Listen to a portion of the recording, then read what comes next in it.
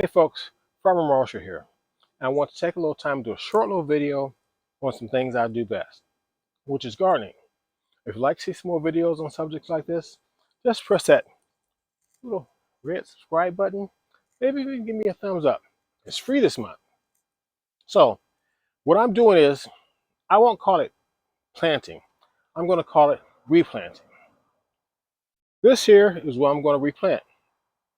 The stub from some collard greens. My wife and I, she bought some the other day. We cleaned them, cooked them. We left over several of these. And what I'm going to do is what I've done before. I'm going to plant this.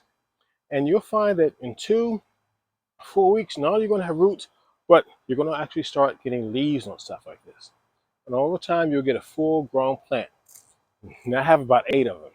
So basically, I'm giving myself free food. And to be honest with you, I do like some food, and I love free stuff. So hopefully this will be some help for you. And I'm going to put this together with a follow-up video showing you the growth and progress of these plants, all the way to the point of when I actually harvest them. So like I said, please like and subscribe, and let's get out there and get a little dirty. I guess I could tell you how you actually plant them, and it's real simple. I've already prepped the dirt. I put some cow manure, some peat moss, a little bit of compost in them, mixed it up, and then all I have to do is push it down into the ground, maybe 2 inches, maybe 3 inches deep, depending on how long that stub is, or whatever you want to call it. Just stick it down in there, water it in once in a while, just like you would your regular garden.